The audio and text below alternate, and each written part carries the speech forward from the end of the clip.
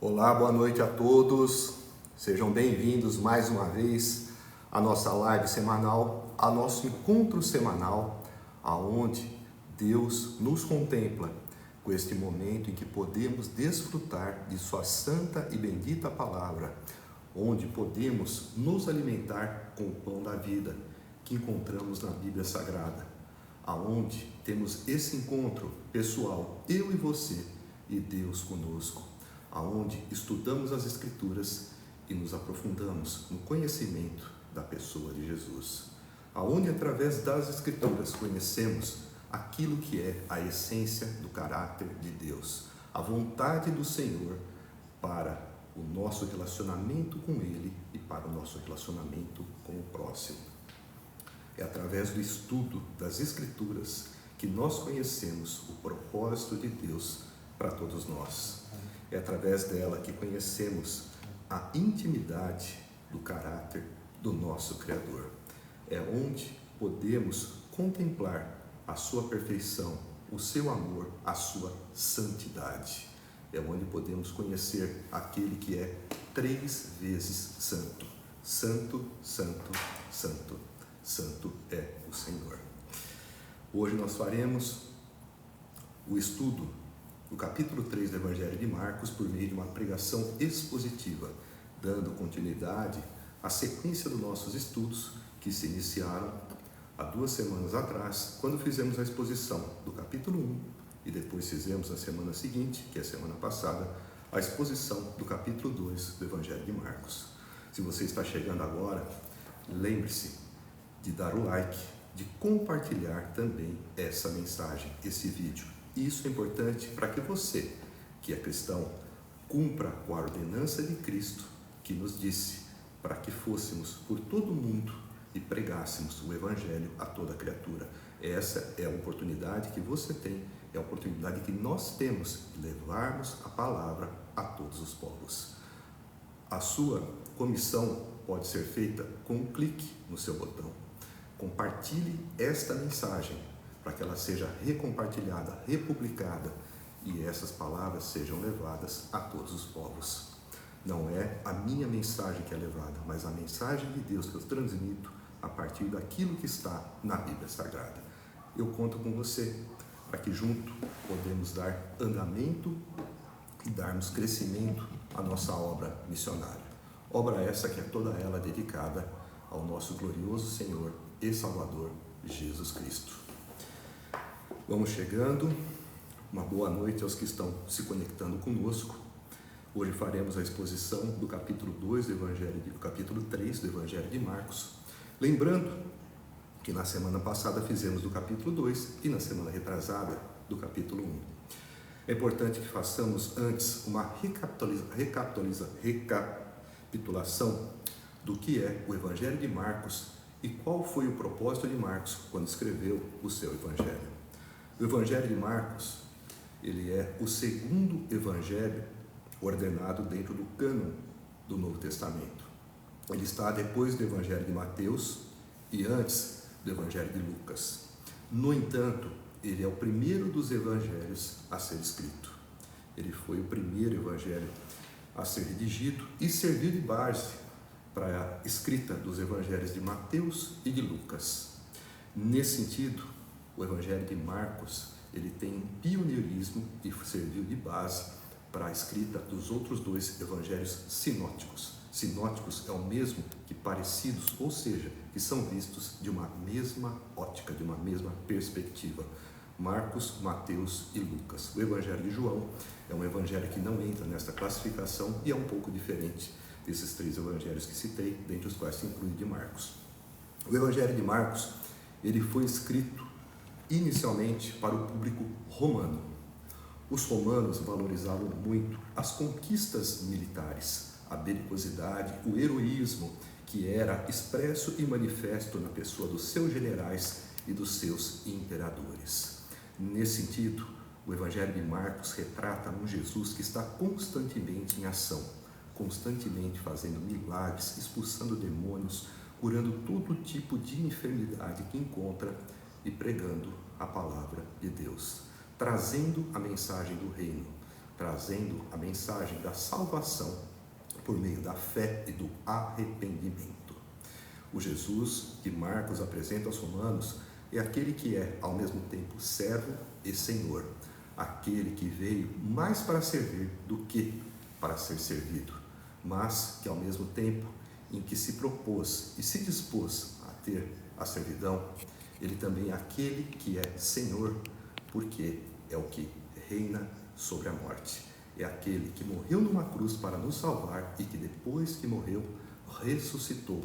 A sua ressurreição é a prova cabal de que ele é nosso Senhor, de que ele é maior do que o imperador, do que os generais, maior do que os heróis que fizeram parte da mitologia greco-romana, que chegaram a persuadir o inconsciente coletivo com as suas supostas conquistas mitológicas. Ninguém foi maior que Jesus e ninguém é maior que Jesus.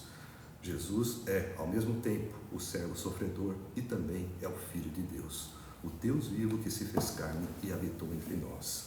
Essa exposição de Jesus, num sentido dualista entre o servo e o Senhor, serviu para mostrar justamente que Jesus não só é aquele que está constantemente em ação, mas é aquele que faz coisas que nenhum homem foi capaz de fazer.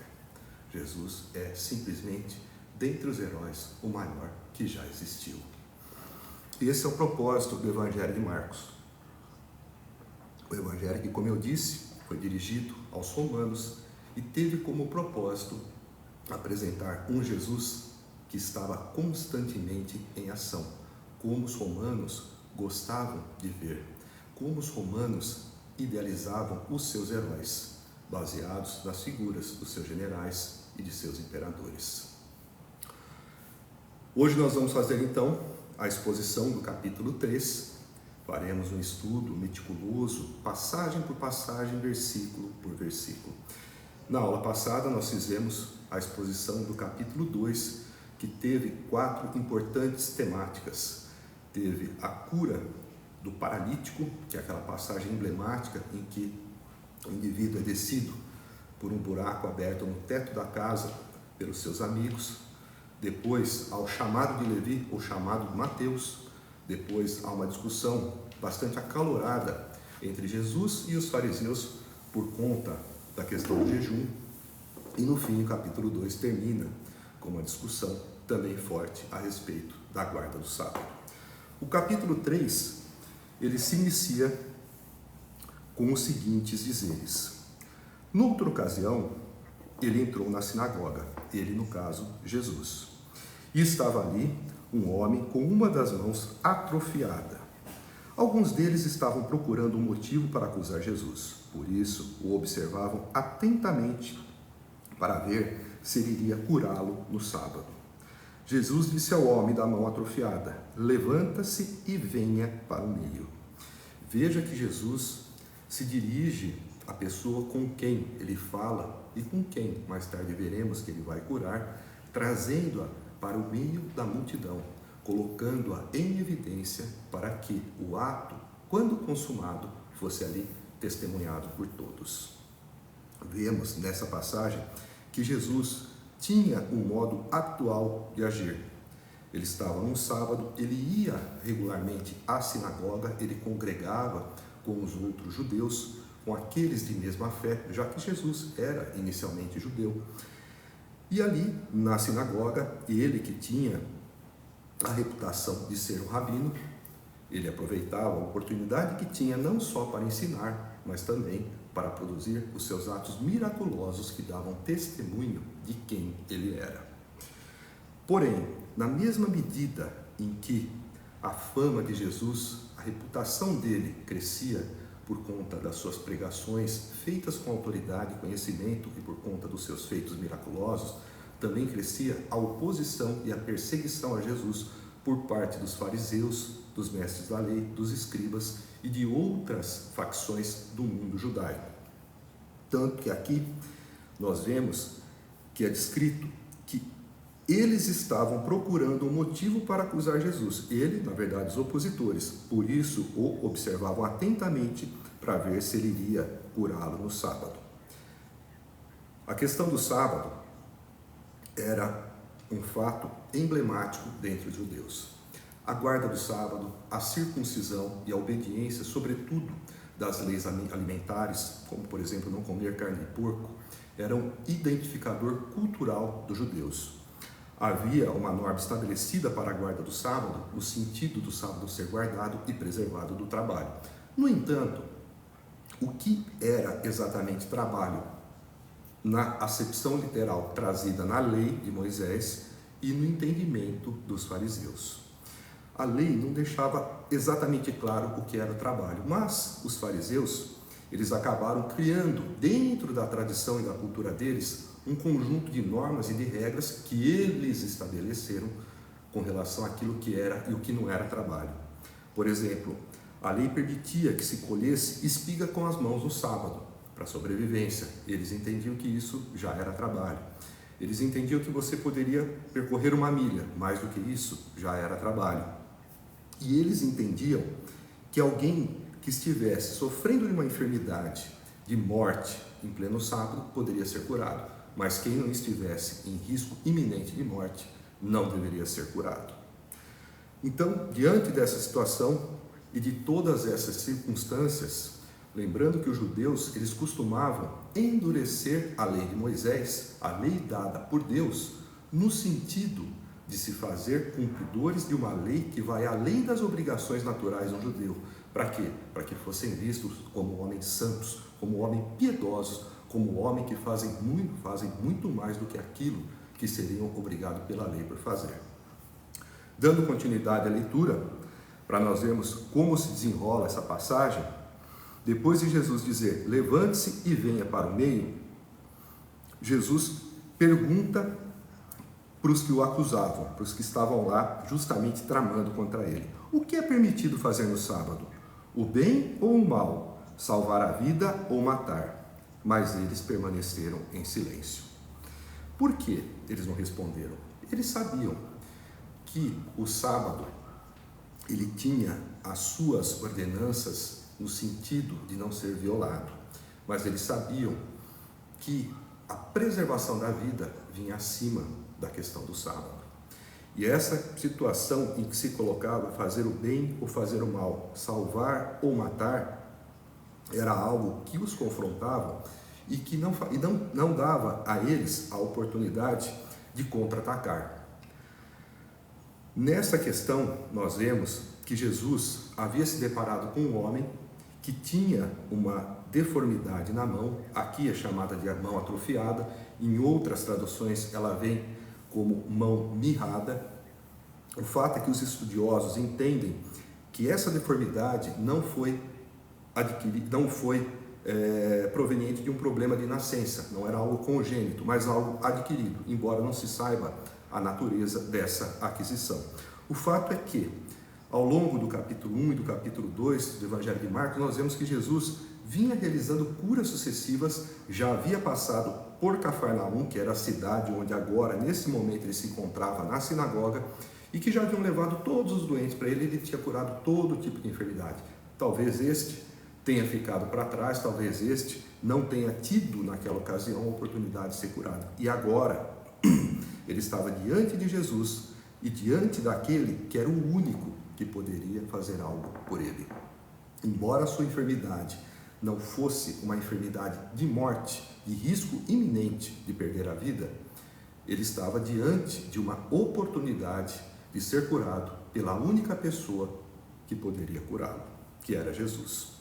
Então, Jesus, quando pergunta, fazer o bem ou fazer o mal? Curar, salvar a vida ou matar? Eles permanecem em silêncio, porque eles também sabem que aquele homem não teria um outro tratamento, um remédio, uma terapia que fosse efetiva, senão o próprio poder miraculoso de Jesus agindo sobre ele. Como eles ficaram em silêncio, o texto bíblico nos diz que, irado, Jesus olhou para os que estavam à sua volta e, profundamente entristecido por causa do coração endurecido deles, disse ao homem, estenda a mão. Ele a estendeu e ela foi restaurada. Então os fariseus saíram e começaram a conspirar com os herodianos contra Jesus, sobre como poderiam matá-lo. Vejam bem, Jesus ficou irado. Ele se entristeceu profundamente por conta da dureza do coração dos que estavam ali para acusá-lo. Mesmo vendo a oportunidade daquele homem que tinha uma deformidade na mão, em um dos outros evangelhos diz que é na mão direita. Isso era estigmatizante dentro da cultura judaica. Uma deformidade na mão direita muitas vezes impedia até de se frequentar as cerimônias na sinagoga. Ele estava aqui na sinagoga, talvez tenha sido a oportunidade que ele teve de entrar para poder justamente ser curado. E eles, vendo o sofrimento desse homem e a oportunidade que ele tinha de se libertar dessa deformidade, eles não se compadeciam. Eles estavam muito mais preocupados em ver o que Jesus ia fazer para tentar acusá-lo de quebrar o sábado, para mais tarde tentar condená-lo, do que em tentar ajudar aquele que tinha como única esperança a pessoa de Jesus para poder curá-lo. Jesus se entristeceu com o coração endurecido dos que estavam ali, que estavam muito mais empenhados em acusá-lo e em tramar, em conspirar para matá-lo, do que em tentar ajudar aquele que tinha como única esperança o Jesus que estava lá.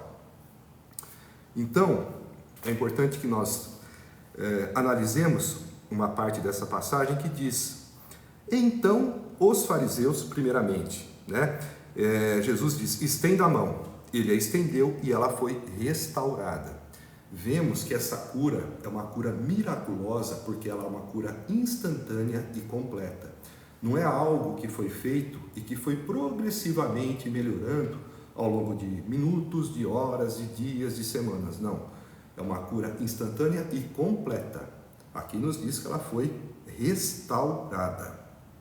Isso mostra, de fato, que não é uma cura qualquer, mas uma cura que preenche os pré-requisitos para o milagre.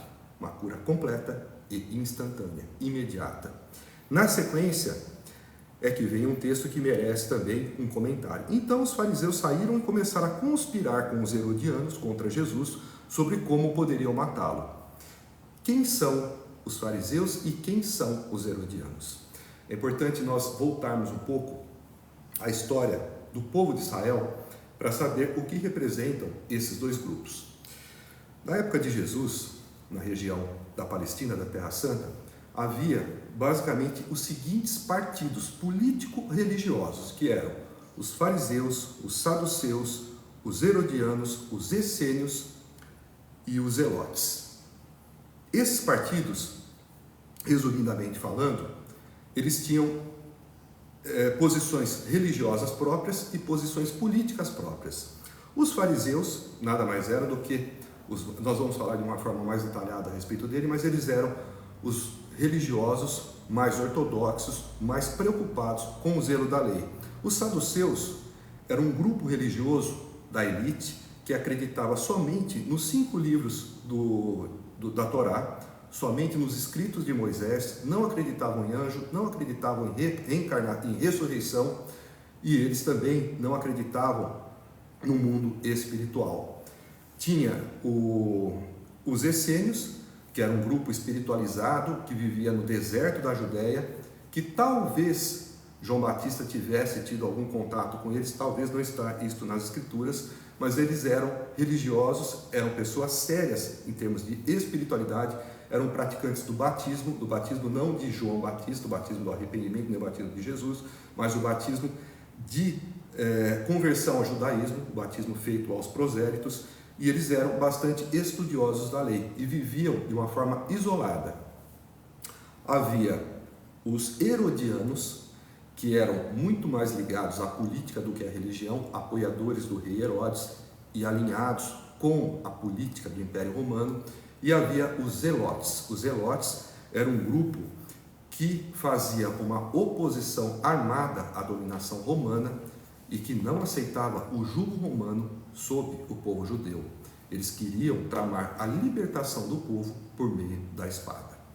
Então a gente via que existia uma série de facções político-religiosas, uma série de divisões na época de Jesus. E o interessante é que fariseus e herodianos estavam se juntando, conspirando para matar Jesus. Olha só, fariseus que eram zelosos pela lei, homens que se mostravam piedosos, espirituais, com uma religiosidade exterior exuberante, tão preocupados em guardar o sábado, não se preocupavam em matar Jesus. Quer dizer, para eles, a guarda do sábado era mais importante do que a guarda do sexto mandamento: não matarás. E o interessante é que os fariseus, eles eram muito patriotas, eles eram ligados à religião, eles eram cumpridores estritos da lei e inflacionários também das ordenanças da lei. Nas tradições, eles criavam regras que iam além da própria lei, como eu já havia dito, para tentarem parecer mais piedosos. Por exemplo, o jejum oficial da lei de Moisés era uma vez por ano, no dia do perdão, no dia do Yom Kippur. Eles estabeleciam, por conta própria, um jejum de 2 a 3 vezes na semana, para passarem a aparência de homens mais piedosos. Isso tudo foi criticado por Jesus em diversas passagens ao longo das Escrituras. O fato é que os fariseus eram patriotas e os herodianos, eles eram pessoas que apoiavam o rei Herodes, que nem de ascendência judia ele era idumeu. Os idumeus eram inimigos históricos do povo de Israel e, por conta disso, os romanos, até como forma de deboche e de provocação, acabaram por colocar Herodes no governo. E a dinastia dos Herodes, na verdade. E havia esse grupo que apoiava os herodianos e que era aliado dos romanos. Nesse sentido, fariseus e herodianos eram inimigos, porque os herodianos apoiavam os romanos e os fariseus eram patriotas, eram ligados à tradição do judaísmo, que estava sob o jugo romano. Mas, por conta de um inimigo em comum, no caso Jesus, eles acabaram por se conversar, por conspirar no sentido de matar Jesus. Vemos que o ódio contra Jesus era tão grande de fazer com que inimigos históricos se unissem contra ele. Isso mostra também por que o mundo muitas vezes se une de forma contrária àqueles que se declaram discípulos de Jesus. A própria Escritura nos diz, nas palavras de Jesus, dizendo a seus discípulos, o mundo os odeia, mas lembre-se que odiaram antes a mim. Vocês são odiados porque vocês não pertencem ao mundo. Por isso o mundo os odeia. Era o mesmo que acontecia com ele e o mesmo que passa a acontecer com aqueles que aceitam a Jesus.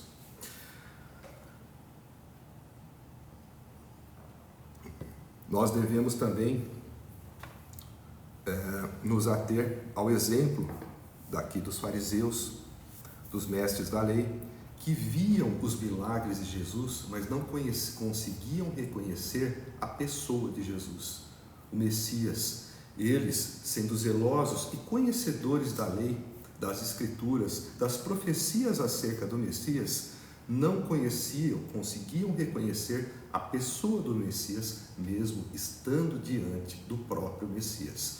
Eles tinham uma cegueira espiritual, e é essa cegueira que nós não podemos ter quando nós temos o conhecimento das Escrituras, no sentido de conhecermos as Escrituras e de vivermos conforme diz as Escrituras, de procurarmos ter uma vida de santidade e de procurarmos ter uma postura de arrependimento sempre que nos equivocarmos, sempre que pecarmos, e procurarmos estar sempre justificados diante do erro que venhamos a cometer.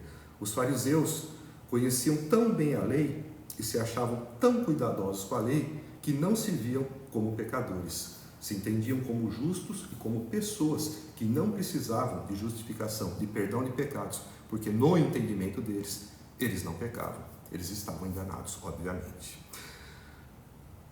Na passagem seguinte, nós temos o seguinte título: Jesus é procurado por uma multidão. Aqui nós iniciamos a partir do versículo 7. Você que está aí com a sua Bíblia aberta, Marcos capítulo 3, versículo 7. Jesus retirou-se com os seus discípulos para o mar, e uma grande multidão vinha da Galileia o seguia. Quando ouviram a respeito de tudo o que ele estava fazendo, muitas pessoas procedentes da Judéia, de Jerusalém, da Idumeia, das regiões do outro lado do Jordão e dos arredores de Tiro e de Sidom foram atrás dele. Por causa da multidão, ele disse aos seus discípulos que lhe preparassem um pequeno barco para evitar que o comprimissem, pois ele havia curado a muitos, de modo que os que sofriam de doenças ficavam se empurrando para conseguir tocar nele. Sempre que os espíritos imundos o viam, prostravam-se diante dele e gritavam: Tu és o Filho de Deus. Mas ele lhes dava ordens severas para que não dissessem quem ele era. Vemos nessa passagem que Jesus, por conta dos seus muitos milagres, era procurado, ele era solicitado, porque a multidão via nele a tábua da salvação, não no sentido de salvação que Jesus apresentava, mas a salvação dos problemas ordinários do dia a dia, inclusive ligados à questão da própria saúde.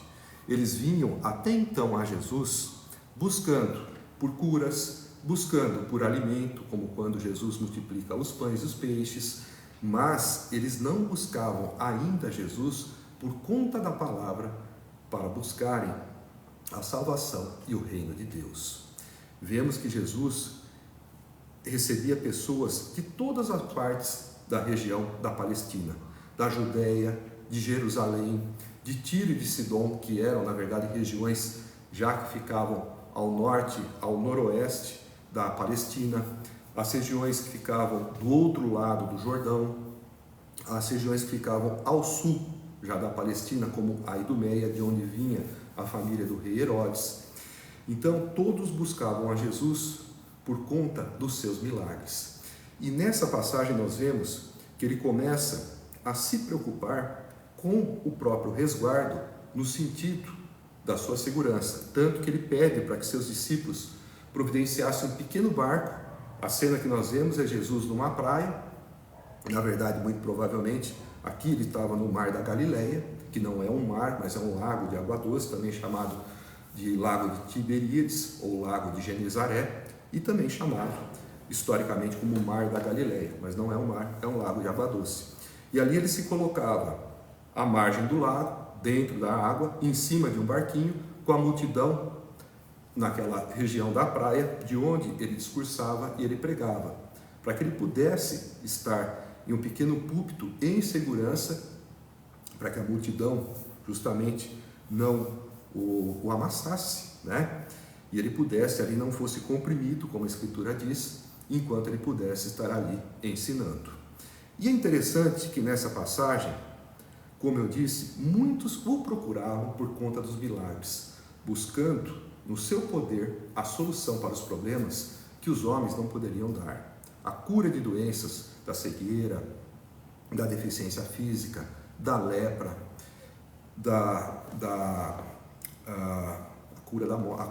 a ressurreição, né? As curas principais que Jesus fez, né, foram basicamente os cegos, os surdos, os mudos, os deficientes, os leprosos. Esses foram os que Jesus mais encontrou ao longo do seu ministério. Todos que encontrou, ele curou. Nenhuma enfermidade foi forte o suficiente para resistir ao seu poder. Mas o fato que nos chama a atenção é justamente que, quando os endemoniados, que eram outro grupo frequentemente curado por Jesus, se apresentavam diante dele, o espírito demoníaco que possuía o indivíduo, aqui nas Escrituras diz que eles gritavam: Tu és o Filho de Deus.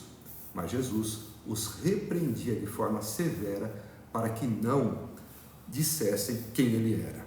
E por que Jesus fazia isso? Primeiro, havia uma questão estratégica de se manter um segredo messiânico, de se fazer com que Jesus não se tornasse mais conhecido do que o necessário para que não tivesse uma perseguição severa a ponto de correr o risco de ser levado à cruz antes do momento que lhe havia sido reservado. Então, havia a questão do segredo messiânico, havia também uma questão profética. No livro de Isaías, há uma passagem que diz a respeito do Messias, de que ele não se autoproclamaria abertamente em praças públicas, ele não faria uma autopromoção de uma maneira exacerbada. Não que Jesus não se declarasse como Filho de Deus, mas o que ele queria era que as pessoas o reconhecessem como quem ele era por conta daquilo que estava anunciado a respeito dele nas Escrituras, que ele nasceria de uma virgem, que ele nasceria em Belém, que ele iria para o Egito, que ele voltaria do Egito, que ele seria chamado de Nazareno por conta da sua origem humilde, que ele seria mais tarde levado no madeiro, que ele morreria por nós e que ele seria ressuscitado. Jesus queria ser reconhecido por conta do que as Escrituras diziam acerca dele e por conta dos milagres que ele fazia, que davam testemunho do poder que ele tinha e de quem ele era.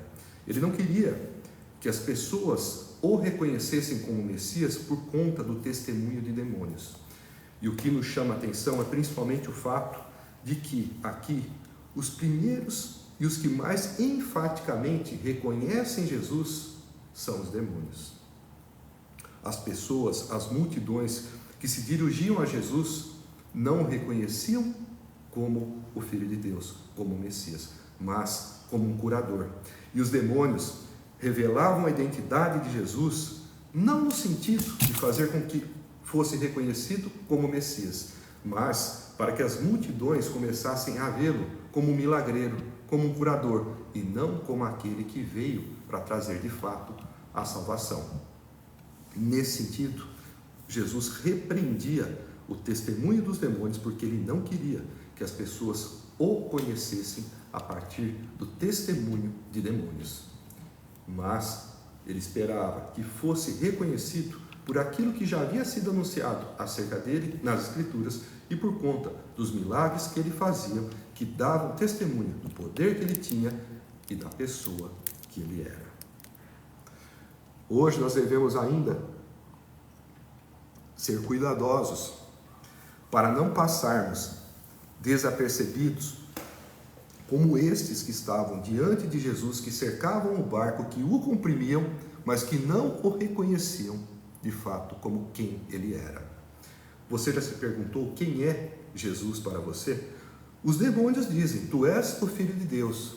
Muitos ainda hoje se referem a Jesus como um amigo, como um mestre, como um professor, como um espírito de luz, como alguém que veio para nos instruir, como um irmão mais velho. Jesus é muito mais do que isso. Jesus é o próprio Deus vivo que se fez carne e habitou entre nós. Jesus deve ser visto com respeito, mais do que com intimidade. Nós vamos ver depois, que muitas vezes a intimidade nos afasta da sacralidade, do reconhecimento do que é sagrado. Quando nós vemos mais adiante, que os irmãos de Jesus, dada a tamanha proximidade que tinham com ele, não conseguiam mesmo assim reconhecer quem ele era. Então devemos tomar cuidado com a intimidade, para que não venhamos a perder o respeito acerca da sacralidade. A passagem seguinte tem o seguinte título: A escolha dos 12 apóstolos. A maioria dessas passagens nós encontramos também textos em paralelo nos evangelhos de Lucas e de Mateus. A escolha dos 12 apóstolos começa no capítulo 3 de Marcos, versículo 13. Espero que todos estejam com as suas Bíblias abertas e acompanhando a nossa leitura. Dependendo da versão que vocês estiverem, o texto pode apresentar algumas diferenças de escrita, mas não de conteúdo e de mensagem.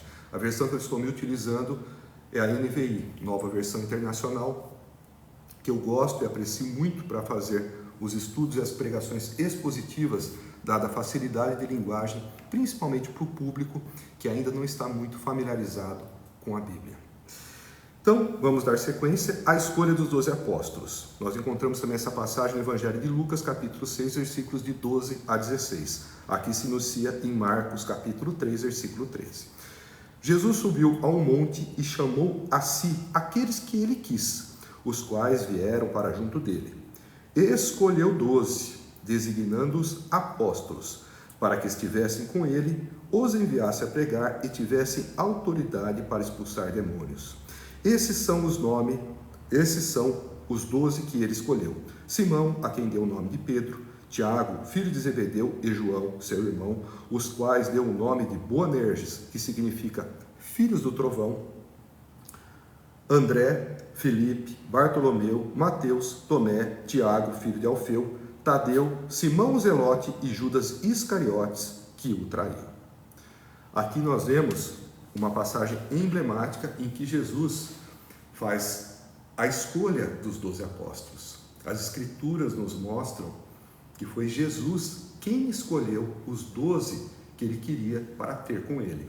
Os 12 que ele iria comissionar para levar a mensagem do reino a todos os povos. Foi a partir desses 12 homens que se fundamentaram os alicerces da igreja. E nós vemos que Jesus faz uma escolha soberana. Ele chama, ele escolhe, ele fez conforme ele quis. Ele designou os que ele aprouve. E nós vemos, de acordo com o texto bíblico, que esses que foram chamados não tiveram nenhum feito grandioso que justificasse a escolha de Jesus. Aliás, ao contrário, na medida em que vamos nos aprofundando no estudo dos textos bíblicos, dos evangelhos, do livro de Atos dos Apóstolos, nas epístolas, nós vamos vendo que muitos desses homens teriam um passado, teriam um currículo que, dentro de circunstâncias humanas, jamais seriam escolhidos para fazerem parte desse grupo apostólico que deu origem à igreja primitiva. Analisemos, por exemplo, a figura de Pedro, também chamado de Simão. Pedro, nós vemos pelos evangelhos, que era um homem vacilante, um homem oscilante, um homem que ora confessava Jesus como filho do Deus vivo e que, minutos depois, dizia que jamais permitiria que Jesus morresse numa cruz, mostrando total falta de entendimento das Escrituras acerca do destino de Jesus. Jesus deveria morrer para que nós tivéssemos vida eterna, para que nós tivéssemos a oportunidade, a chance de termos os nossos pecados perdoados, remitidos, para que pudéssemos ficar justificados. Pedro, ao mesmo tempo em que reconhecia Jesus, segundos, minutos depois, também dizia que ele não deixaria ele morrer. Pedro foi aquele que disse que jamais se apartaria da presença de Jesus, que iria com ele aonde ele fosse, e, horas depois, negou Jesus por 3 vezes. Esse foi o primeiro dos escolhidos de Jesus. Tiago e João, a quem o próprio Jesus chamou de filhos do trovão. Esses 2 irmãos, filhos de Zebedeu e de Salomé, ficaram conhecidos por conta de um episódio no qual perguntaram a Jesus se deveriam pedir fogo dos céus contra os samaritanos, porque os samaritanos não queriam receber Jesus. E esses homens sanguíneos e impulsivos também foram um dos primeiros discípulos escolhidos do Mestre Jesus. Temos também a figura de Tomé, que era inicialmente um homem sem fé, que quando Jesus ressuscitou e apareceu para os apóstolos e Tomé não estava junto, Tomé duvidou e disse que não acreditaria se não pusesse o dedo no buraco dos cravos das mãos e na ferida do lado. E daí que veio depois a expressão, quando de fato Jesus surgiu no 8º dia da sua ressurreição e disse a Tomé: põe o seu dedo nos buracos na minha mão e na ferida do meu lado, para que creia. Daí que veio a expressão que tem que ver para crer. São Tomé vê para crer. Né? Então ele era um incrédulo, inicialmente Tomé. Judas, falaremos já de Judas, mas Mateus era um publicano, cobrador de impostos, visto como um traidor do povo judeu, alguém que que vendeu a própria reputação e a dignidade em troca de um cargo que dava a oportunidade de usurpar e de extorquir os seus próprios patrícios na cobrança de impostos. Os publicanos, como Mateus, Eles eram oficiados pelo Império Romano na cobrança de impostos, e eles cobravam de forma abusiva e extorsiva, no sentido de enriquecerem e de cobrarem muito mais do que deviam. Por isso eles eram odiados pelo seu próprio povo, pelos judeus, vistos como traidores, impedidos de entrar na sinagoga, e também as esposas dos publicanos tinham o direito dado pelo conselho judaico de se separar, de se divorciarem dos seus maridos caso eles viessem a se tornar publicanos. Esse era mais um dos que faziam o time escolhido por Jesus para compor os 12 apóstolos. E por fim, Judas Iscariotes, aquele que as Escrituras diz que o traiu.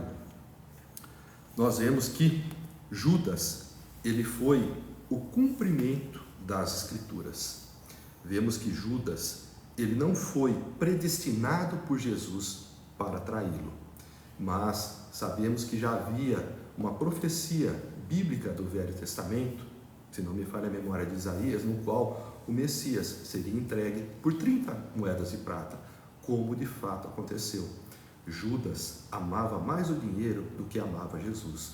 Judas era ganancioso e entregou Jesus por 30 moedas de prata, cumprindo aquilo que já estava escrito e profetizado no Antigo Testamento.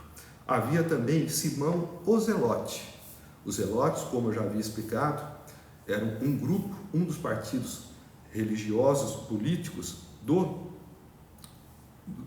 judaísmo antigo, dos tempos de Jesus, que viviam em função de lutar contra a dominação romana, se possível, com o uso da espada.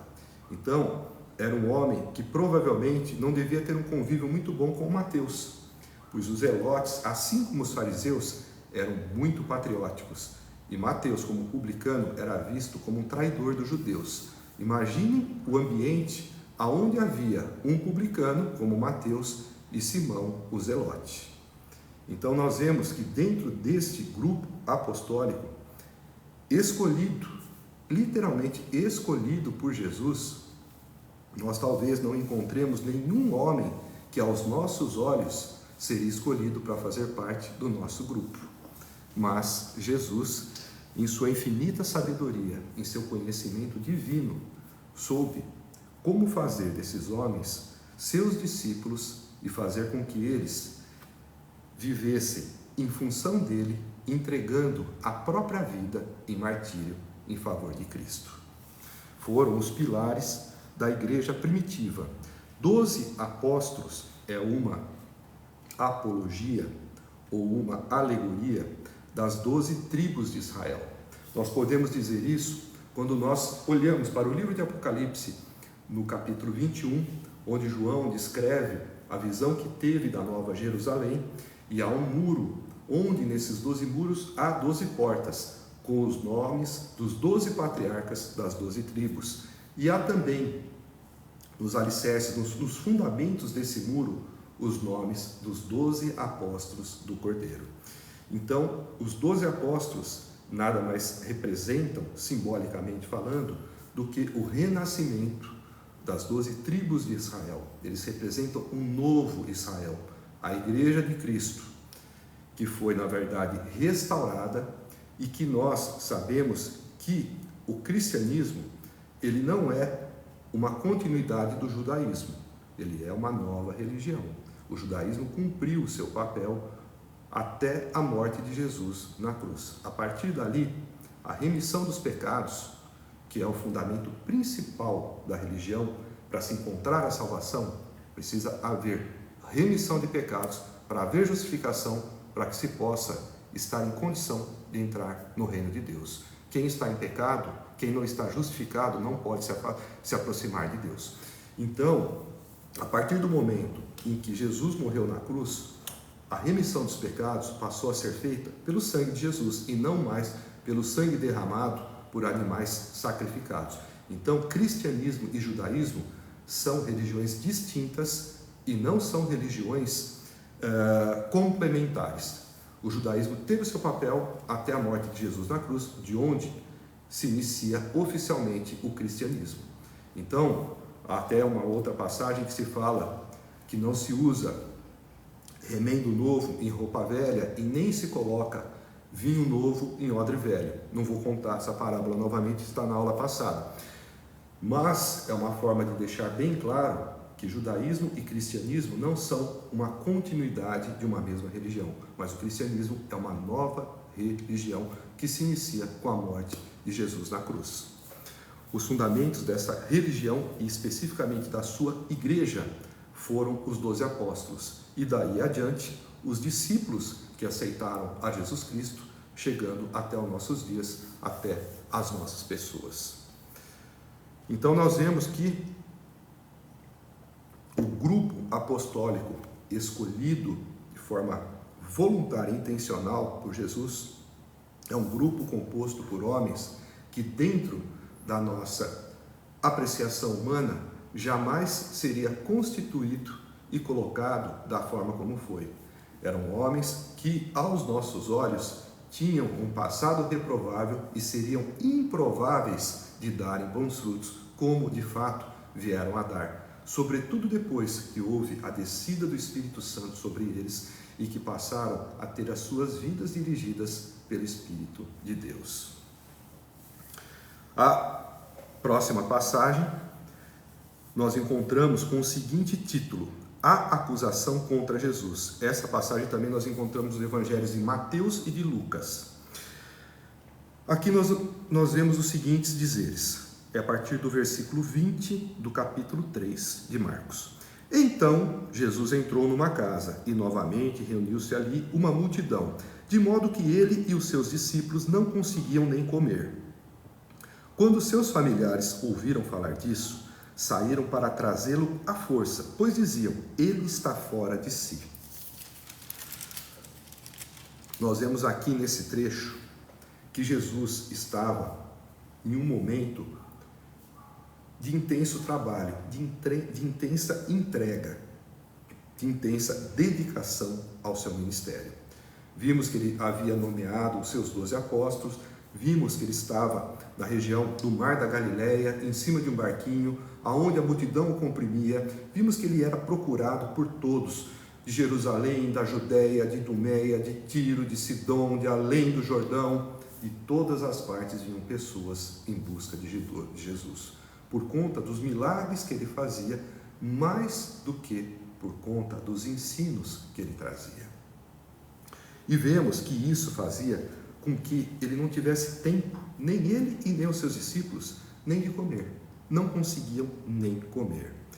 Quando seus familiares ouviram falar disso, saíram para trazê-lo à força, pois diziam: ele está fora de si.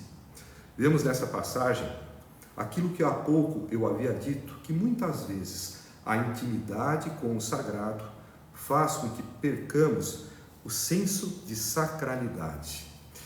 Os irmãos de Jesus não criam em Jesus. No Evangelho de João é explicitamente dito que eles, no caso, os irmãos, homens, Tiago, José, Simão e Judas, não criam em Jesus. Judas e Tiago vieram, depois da ressurreição de Jesus, a se converterem e a se tornarem discípulos. Tiago foi o líder da igreja de Jerusalém, enquanto Judas foi aquele que escreveu a epístola, a carta, que está localizada antes do livro de Apocalipse, no cânon do Novo Testamento. Mas, até então, a família de Jesus, principalmente os irmãos, não criam em Jesus. Há uma outra passagem, que está também no Evangelho de João, aonde eles provocam Jesus, instigando a ir numa das festas judaicas que ocorria em Jerusalém, se não me falha a memória, a uma das festas dos tabernáculos, para que Jesus fosse e mostrasse os milagres que era capaz de fazer. Eles faziam de uma forma até maldosa, no sentido de jogar Jesus na fogueira, para que ele fosse e expressasse todo o poder que tinha diante dos olhos do público e começasse a ser perseguido.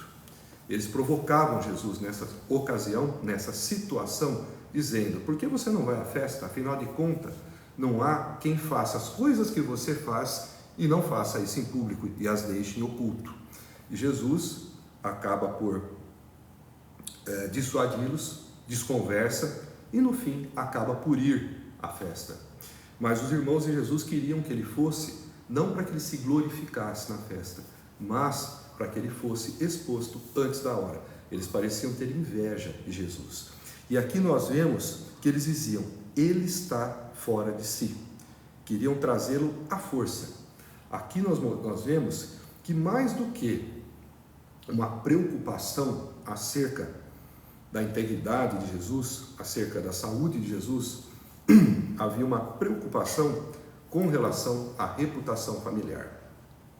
Nós vemos nessa cena que havia pessoas que procuravam Jesus por conta dos milagres. Víamos que aqui havia aqueles que diziam que ele estava fora de si, e chegou ao ponto da família tomar conhecimento desse fato e de se preocupar. Afinal de contas, era o nome da família, era a reputação deles que estava sendo colocada em xeque e que estava indo por água abaixo. Mais adiante, nós vamos ver, logo na sequência dessa passagem, que os mestres da lei diziam que Jesus estava possuído pelo maioral dos demônios. Então havia uma série de julgamentos acerca de Jesus. Alguns favoráveis e muitos desfavoráveis. Alguns o procuravam por conta do seu poder e seus milagres de forma reconhecida, e outros diziam que ele era louco e que estava, inclusive, possuído pelo demônio. Na sequência, nós entramos justamente nessa passagem que trata desse assunto da possessão.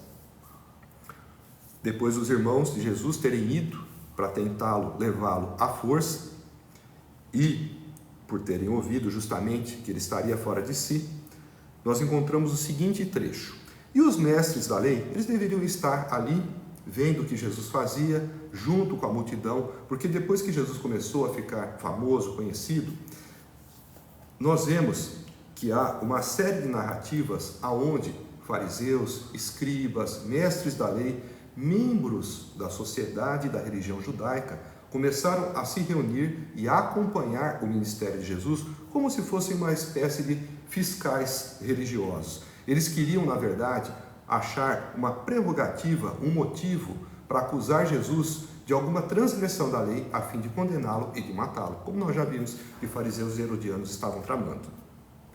Então, nessa passagem, e os mestres da lei que haviam descido de Jerusalém diziam: ele está com Beelzebu, pelo príncipe dos demônios é que ele expulsa demônios. Então Jesus os chamou e lhes falou por parábolas: como pode Satanás expulsar Satanás? Se um reino estiver dividido contra si mesmo, não poderá subsistir. Se uma casa estiver dividida contra si mesmo, também não poderá subsistir. E se Satanás se opuser a si mesmo e estiver dividido, não poderá subsistir. Chegou o seu fim. Nessa passagem, nós vemos que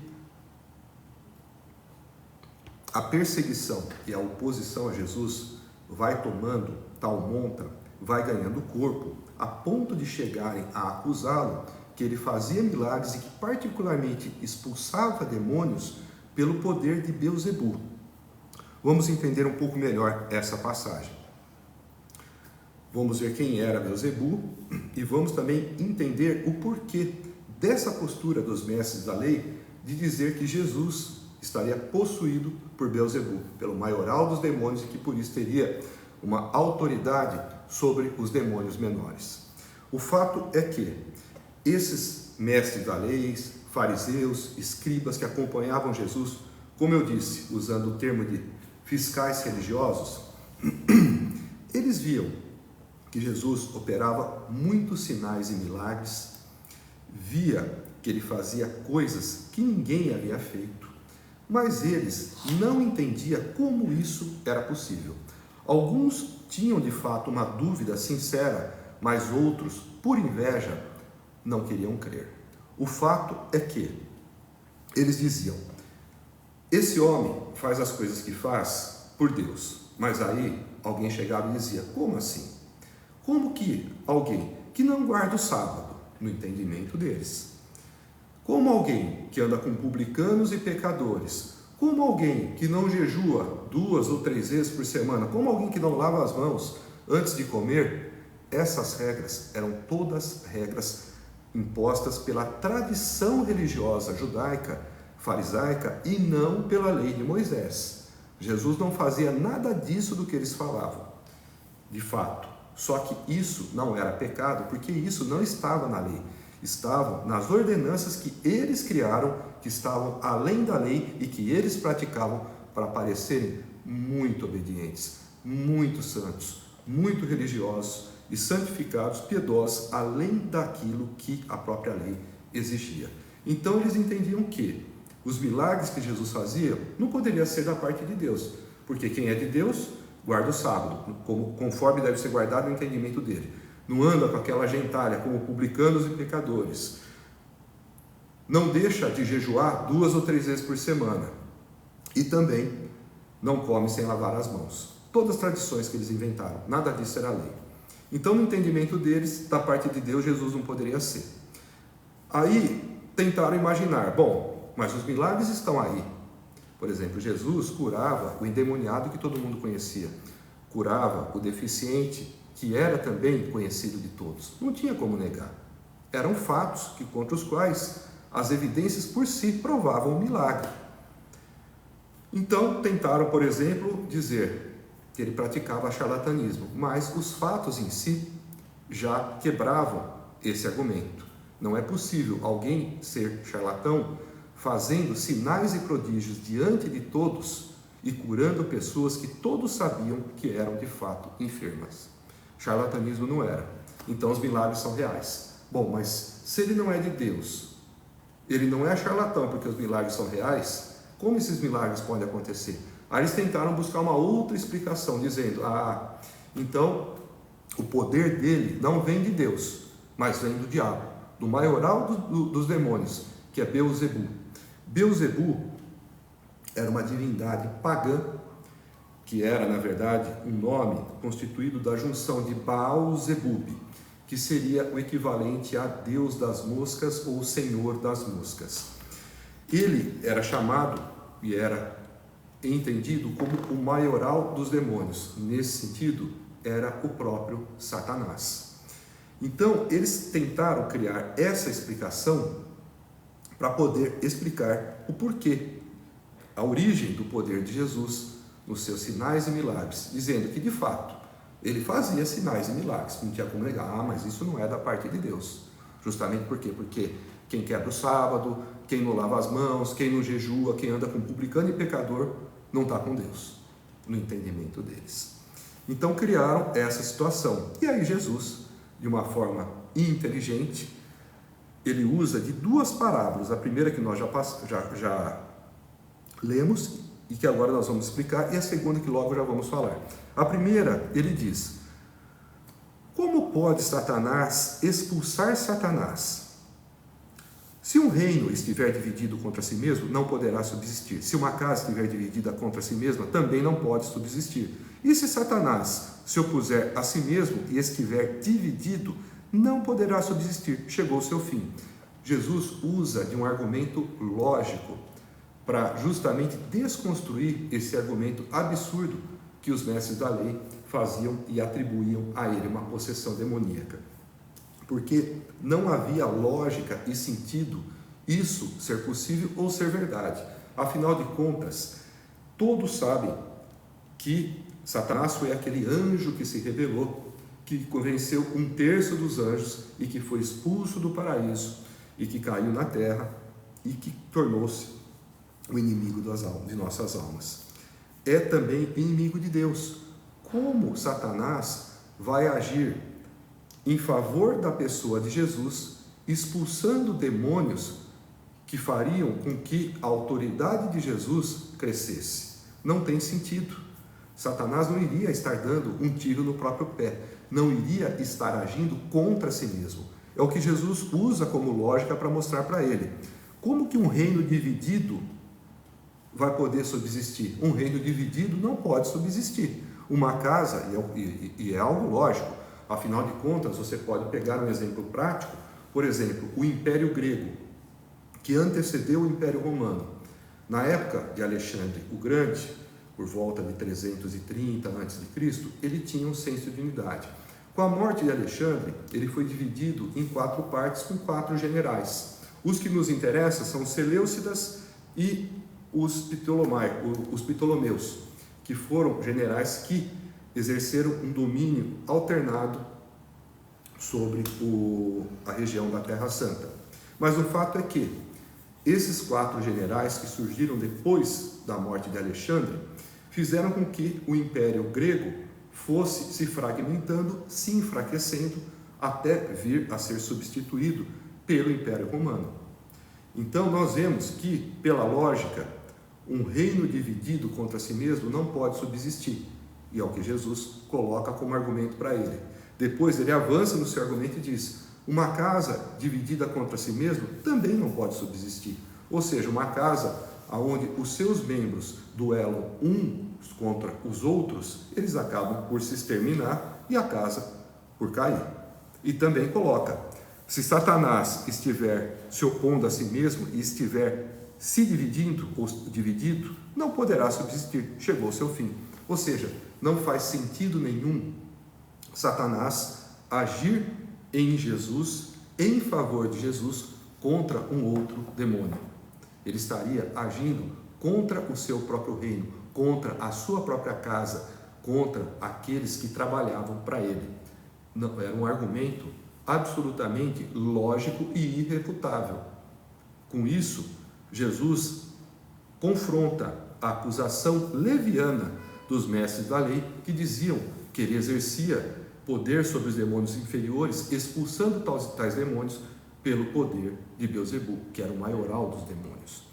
Na sequência, em que Jesus termina de dizer que este raciocínio não tinha lógica, não tinha sentido, porque Satanás não ia atuar em favor de Jesus e contra si mesmo, ele avança e diz o seguinte: de fato, ninguém pode entrar na casa do homem forte e levar dali os seus bens sem que antes o amarre. Só então poderá roubar a casa dele. Isso é um complemento dessa passagem em forma de parábola, onde Jesus diz que um reino dividido contra si mesmo não vai subsistir, uma casa dividida contra si mesmo não vai subsistir, e que se Satanás estiver dividido contra si mesmo, também não subsistirá. Por quê? Aqui ele coloca o seguinte, que primeiro, para ele poder expulsar os demônios como ele, Jesus, expulsava, ele tinha que primeiro amarrar o valente. Quem era o valente? O valente aqui é o próprio Satanás. Por quê? Porque como Satanás tem autoridade sobre os demônios menores, os demônios inferiores, ele, Jesus, teria que primeiro amarrar o valente, tirar Satanás do seu raio de ação, limitar o poder de Satanás, para que ele, Jesus, exercesse a sua autoridade, o seu poder sobre os endemoniados, expulsando os outros demônios. Então, aqui, ele não só mostra para os mestres da lei que não é Satanás quem dá poder a ele, mas ele mostra que ele restringe o poder de Satanás para que ele, Jesus, possa então agir. Então ele diz que ninguém pode entrar na casa do homem forte, ou em algumas traduções, homem valente, e levar dali os seus bens sem que antes o amarre. Então, primeiro, ele já explica que ele agiu de forma a conter Satanás para abrir o seu caminho para poder agir sobre os espíritos inferiores e os expulsarem, para poder libertar aqueles que estavam sob possessão demoníaca. Primeiro ele amarra o diabo, amarra Satanás, porque senão Satanás iria querer fazer oposição a ele, não que ele fosse forte o suficiente, tanto que Jesus o amarrou. Jesus é mais forte e o amarrou estrategicamente para poder agir de uma forma mais efetiva. E aí ele diz ainda que ninguém pode entrar na casa do homem forte e levar dali os seus bens sem que antes o amarre. O que seria se levar dali os seus bens? Os bens do homem forte, os bens de Satanás, os bens que estavam na casa de Satanás, onde Jesus havia de entrar para tirar esses bens, nada mais é do que as pessoas que estão sobre a potestade de Satanás, que estão sobre a influência de Satanás, que estão sobre o domínio das trevas.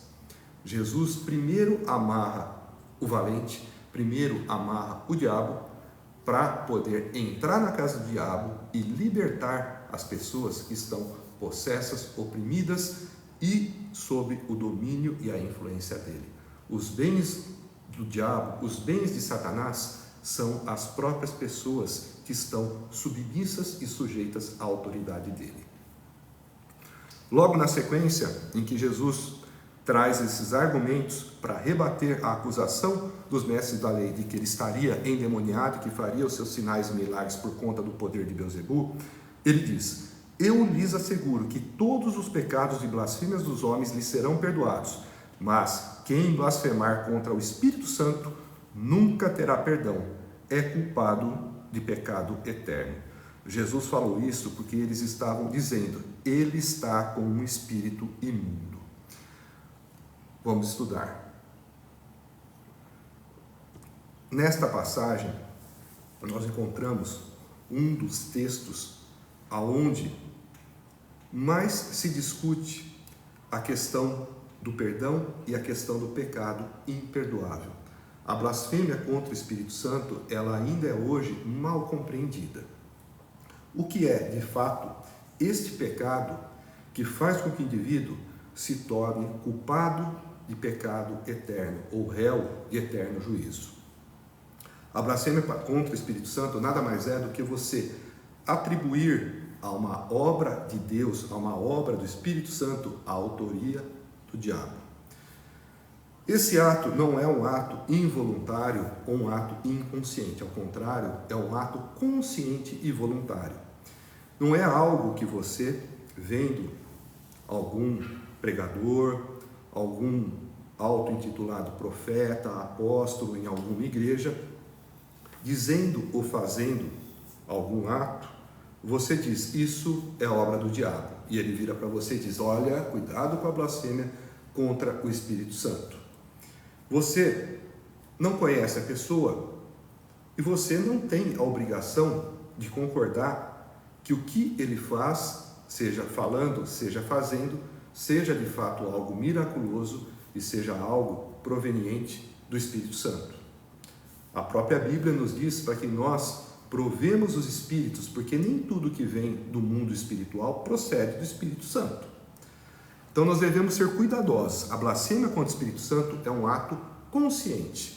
Ou seja, aqui, nessa situação, ela é muito bem ilustrada porque os mestres da lei, que já acompanhavam Jesus ao longo do seu ministério, que já haviam visto muitos sinais e prodígios, e que, portanto, já tinham o testemunho próprio e o testemunho de outros acerca do poder que ele tinha, que conheciam as Escrituras e que, por conhecê-las, deveriam ter reconhecido na pessoa de Jesus o cumprimento das profecias que estão nas Escrituras acerca do Messias, esses não são desculpáveis.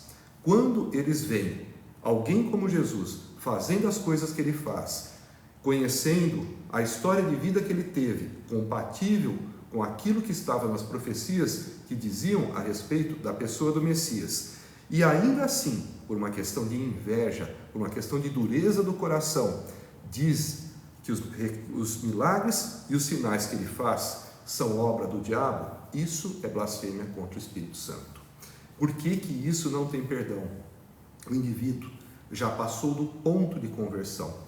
Quem faz com que nós nos convertamos e passemos a partir daí a ser justificados, temos nossos pecados perdoados, nos arrependemos, passamos a ficar justificados para sermos salvos, é o próprio Espírito Santo. Quando você não reconhece nas obras do Espírito Santo a presença de Deus, mas atribui a tais obras a ação do demônio, você está fora do alcance do Espírito Santo, porque você nega a própria existência dele e o próprio poder que ele tem nas obras que ele opera. Esse indivíduo que tem o conhecimento de quem é Jesus, pelos milagres que ele faz e pelas profecias que haviam a respeito dele, e ainda assim, com todos esses testemunhos e com todos esses conhecimentos, tem a ousadia de apontar para ele e dizer que ele está possuído, é alguém que é réu de um pecado eterno, é alguém que não é desculpável, porque aquele que é o único que poderia salvá-lo, ao invés de reconhecer como Salvador, ele é reconhecido como diabo. Vejam que eles atribuem à pessoa de Jesus, que é a própria encarnação do Deus vivo, do Deus que se fez carne e habitou entre nós, na pessoa de seu Filho, ele é confundido com um indivíduo possesso pelo maioral dos demônios, por Beelzebul, pelo próprio Satanás. Veja o grau de desvio no entendimento deles. Ao invés de reconhecerem aqueles que eles tanto esperavam e que tanto estudavam e que viam nas Escrituras que haveria de vir, quando estão de frente dele, diante do próprio Cristo, diante do enviado, ao invés de reconhecer e darem glória a Deus, darem glória a Ele, eles não, eles o chamam de diabo. Esses são indesculpáveis, porque eram os que mais tinham também obrigação de reconhecer na pessoa de Jesus a pessoa do Messias. Nós vemos que eles ainda colocam Jesus como possuído pelo maioral dos demônios, por Beelzebul, que é o próprio Satanás, e é um espírito imundo que age de uma forma dissimulada, de uma forma debochada, como se estivesse tentando enganar, expulsando alguns demônios de menor poder, de menor quilate, de menor autoridade. Eles desviam completamente a expectativa que se tinha acerca da pessoa dos próprios escribas e fariseus e mestres da lei em reconhecerem a pessoa do Messias. Eles tinham obrigação de reconhecer, porque era eles quem conheciam as Escrituras e quem ensinava ao povo o conteúdo das Escrituras. Todo o conhecimento teórico que eles tinham foi jogado no lixo quando eles tiveram que pôr em prática e reconhecer em Jesus a pessoa do Messias. Não só não reconheceram, como blasfemaram contra o Espírito Santo, contra o poder daquele que operava em Cristo, que era o próprio Espírito Santo que entrou, desceu sobre ele em forma corpórea de pomba no batismo e que ali era simplesmente colocado como alguém que fazia milagres por obra do diabo. Portanto, lembremos que a blasfêmia contra o Espírito Santo não é algo corriqueiro, mas é algo que ocorre de forma consciente. É o mesmo que hoje alguém, conhecendo as Escrituras, conhecendo a pessoa de Jesus, descrita pela própria Bíblia, tendo estudado os seus milagres, mesmo depois de tudo isso, vir e dizer: olha, eu entendi, eu compreendi, mas mesmo assim eu afirmo que isso é a obra do diabo. Isso é uma blasfêmia contra o Espírito Santo. Não é algo que você vê em um vídeo, não é algo que você vê em um púlpito de igreja, não é algo que você vê num culto, que você, em dúvida e prudentemente, acha que é obra do diabo. Vamos nos lembrar que as trevas e que o próprio Satanás se transfigura em um espírito de luz. Então, sejamos cuidadosos antes de aceitar tudo que é dito como espiritual como sendo procedente do Espírito Santo. Tá? Não tenha medo de questionar, não tenha medo de analisar antes de você tomar uma opinião. Antes que se diga, não devemos julgar. Ora, o que nós não devemos não é julgar ou não julgar. Nós não devemos julgar os outros sem antes julgar a nós mesmos. O que nós devemos é ter cuidado. É impossível de se chegar a uma conclusão sem fazer uma análise e sem tirar juízo. Nós não estamos condenando ninguém, mas nós devemos analisar cada fato que vemos para ver se de fato aquilo é coerente com o que está nas Escrituras e se há a possibilidade de fato de ser procedente de Deus ou do Espírito de Deus. Na passagem seguinte, que é a que fecha o capítulo 3 do Evangelho de Marcos, nós encontramos o seguinte título: A mãe e os irmãos de Jesus. Nessa passagem, nós podemos encontrar textos paralelos no Evangelho de Mateus e de Lucas. Em Marcos nós encontramos os seguintes dizeres: Então chegaram a mãe e os irmãos de Jesus. Ficando do lado de fora, mandaram alguém chamá-lo. Havia muita gente assentada ao seu redor e lhe disseram: Tua mãe e teus irmãos estão lá fora e te procuram. E Jesus vira para essa pessoa que foi avisá-lo e diz o seguinte: Quem é minha mãe e quem são meus irmãos? Perguntou ele. Então olhou para os que estavam assentados ao seu redor e disse: Aqui estão minha mãe e meus irmãos. Quem faz a vontade de Deus, este é meu irmão, minha irmã e minha mãe. Essa é uma passagem que também costuma gerar polêmica quando é estudada, porque em um primeiro momento pode-se chegar a pensar que Jesus foi desrespeitoso com a sua mãe, com seus irmãos, com a sua mãe, com a sua família. Mas é importante nós entendermos o propósito dessa passagem que está nas Escrituras, que é justamente nos chamar a atenção dos vínculos familiares que nós devemos valorizar, que estão muito além dos vínculos sanguíneos, mas sim os vínculos que se fazem por meio da fé, os vínculos espirituais. Vamos lembrar primeiro que a família é um projeto de Deus, estabelecido em Gênesis, quando Deus cria o homem e a mulher, faz com que o homem saia da casa do seu pai, da sua mãe, una-se à sua mulher e já não são mais dois, mas passam a ser uma só carne. A partir daí, dentro de uma união estabelecida por Deus, num formato heterossexual e monogâmico, passam a se multiplicar, a frutificar e a partir daí a povoar o mundo. A família é um projeto de Deus, é uma obra divina constituída no cerne da criação. E Jesus não veio aqui para desqualificar a família, mas ele veio trazer um entendimento àqueles que o ouviam acerca da importância que devemos dar aos laços espirituais estabelecidos pela fé em detrimento dos laços sanguíneos. Vejam que Jesus, quando avisado, tua mãe e teus irmãos estão lá fora e te procuram, ele diz: quem é minha mãe e quem são meus irmãos? Perguntou ele. E então olhou para os que estavam assentados ao seu redor e disse: aqui estão minha mãe e meus irmãos. Quem faz a vontade de Deus, este é meu irmão, minha irmã e minha mãe. Isso serviu para Jesus mostrar para os que estavam lá que aqueles que nós teremos como familiares no reino de Deus são aqueles que são nossos parentes por meio da fé. São aqueles que fazem a vontade de Deus. Esses são os que Jesus chama de meu irmão, irmã e mãe. É por meio da fé.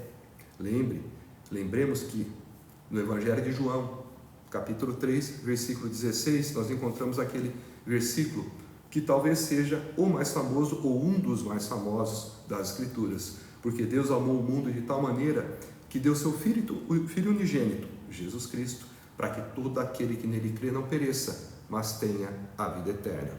Lembramos que nós ganhamos pela graça a vida eterna por meio da fé. A salvação vem pela graça, por meio da fé. E nós sabemos que a fé em Cristo é o que nos faz filhos adotivos de Deus. Cristo, que era o unigênito, quando morreu tornou-se o primogênito de muitos. Nós, por meio da fé, é que nos tornamos filhos de Deus por adoção e irmãos de Cristo adotivos. Isso faz com que nos tornemos uma grande família. E este vínculo espiritual é o vínculo que permanece além da carne. É aquele que prevalecerá na eternidade. É esse vínculo espiritual estabelecido com o Pai, com o Filho, que faz com que nos tornemos filhos de Deus e também irmãos entre nós, que vai persistir além da carne, além da morte e que subsistirá por toda a eternidade. É isso que Jesus quer mostrar. Ele não quer desprezar o vínculo afetivo e o vínculo sanguíneo que tem com a sua família, mas ele quer enfatizar a importância do vínculo pela fé, do vínculo espiritual na constituição familiar. Tanto que ele diz: aqueles que fazem a vontade de Deus é que são irmão, irmã e mãe. O que Jesus coloca aqui é o fato de que nós teremos uma grande família na eternidade, aonde os nossos laços que permanecerão são aqueles que aqui começam a se estabelecer por meio da fé, por meio da nossa comunhão com o Criador, comunhão com o Senhor, aquilo que faz com que nos tornamos filhos adotivos de Deus e também irmãos entre nós. Aquele vínculo que é estabelecido por meio da pessoa de Jesus. É isso que vai fazer com que nós ganhemos uma família numerosa e uma família que estabelece vínculos fraternais e parentais que duram para sempre. Os vínculos sanguíneos, eles vão se extinguir. Nós lembramos também que há uma série de passagens, por exemplo, a respeito do casamento, onde o homem e a mulher se tornam uma só carne e não um só espírito. Porque assim, se assim fosse, não só uma só carne, mas um só espírito, não poderia, depois da morte de um dos cônjuges, o viúvo ou a viúva, vir a casar-se novamente. Então nós vemos que o vínculo estabelecido pela carne, ele é transitório. O vínculo consanguíneo ou sanguíneo, ele é transitório, ele é passageiro. O vínculo espiritual é aquele que nós teremos por toda a eternidade e aquele que fará com que nós, que somos Igreja de Cristo, passemos a nos ver como uma única família. É importante lembrar que aqui Jesus não está desmerecendo a sua mãe ou quebrando, por exemplo, o mandamento que diz: honra teu pai e tua mãe. Mas ele coloca uma explicação enfatizando a importância e o valor do vínculo espiritual frente ao vínculo carnal ou o vínculo sanguíneo. Então, essa passagem é uma das passagens que costumam gerar polêmica quando é feita a exposição, pela falta de entendimento que alguns possuem, de achar que é uma passagem em que Jesus confronta e afronta de uma forma literal os seus irmãos, irmãs e sua mãe. Jesus aqui mostra que quem faz a vontade de Deus é quem é de fato sua família. Vamos lembrar que nesse momento do seu ministério, os seus irmãos não criam nele. Os seus irmãos não o tinham por Senhor e Salvador. Não acreditavam que ele era o Messias. Portanto, não faziam a vontade de Deus. E no sentido mais amplo, até de reconhecer aqueles que estavam a ouvi-lo, que estavam assentados ao redor dele, até no sentido de prestigiá-los, é que Jesus diz: esses é que são meus irmãos, irmãs e mãe, os que fazem a vontade de Deus, que estão ali ouvindo ele, que é a própria palavra de Deus, o próprio Deus vivo, falando e ensinando entre nós. Eu dou por encerrada a nossa mensagem de hoje, o nosso estudo do capítulo 3 do Evangelho de Marcos. Espero que tenha sido proveitoso e edificante para todos os que estiveram conosco e para aqueles também que ouviram essa live depois na gravação. Espero que as vossas dúvidas tenham sido sanadas e espero também que tenha despertado o interesse pelo estudo das Escrituras. Espero que tenham ficado ansiosos, no bom sentido, para aguardarem a próxima semana, aonde faremos a exposição do capítulo 4 do Evangelho de Marcos, onde iremos dando continuidade a essa série de estudos em que vamos fazendo uma imersão na Bíblia e também uma imersão na pessoa de Jesus. Eu aproveito também para lembrá-los... Perguntando quando será a próxima. A nossa próxima aula, nossa próxima mensagem será na próxima segunda-feira, às 19h30, onde será feita a pregação expositiva do capítulo 4 do Evangelho de Marcos. Eu aproveito para lembrá-los também do meu livro A Revelação, uma viagem conduzida pela fé em busca da cura em nome de Jesus, um livro que trata de cura espiritual, de cura física. Ele é também um tratado teológico cristocêntrico e também é um tratado de física quântica. Se você quer conhecer um pouco mais a respeito da nossa essência e da nossa individualidade, em nossa essência espiritual e material, quiser entender como que os maus sentimentos podem nos fazer adoecer e como que os bons sentimentos podem nos curar, como que as cores do arco-íris, as notas musicais, as músicas, as orações e particularmente a oração do Pai Nosso pode nos trazer saúde, eu convido você a conhecer e adquirir o meu livro, A Revelação, uma viagem conduzida pela fé em busca da cura em nome de Jesus. Você pode adquiri-lo no site www.daniloverotti.com.br ou você pode entrar em contato pelas nossas redes sociais também. Eu agradeço a cada um de vocês pela atenção, pelo carinho de estar aqui conosco.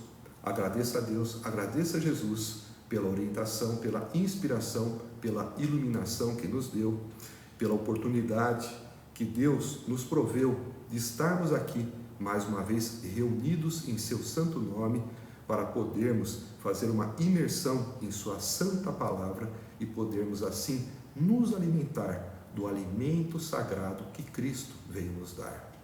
Eu agradeço a Deus em nome de Jesus por mais essa oportunidade que Ele nos deu e peço para que na semana que vem possamos ter uma nova oportunidade de reunirmos mais uma vez aqui em seu santo nome. Amém.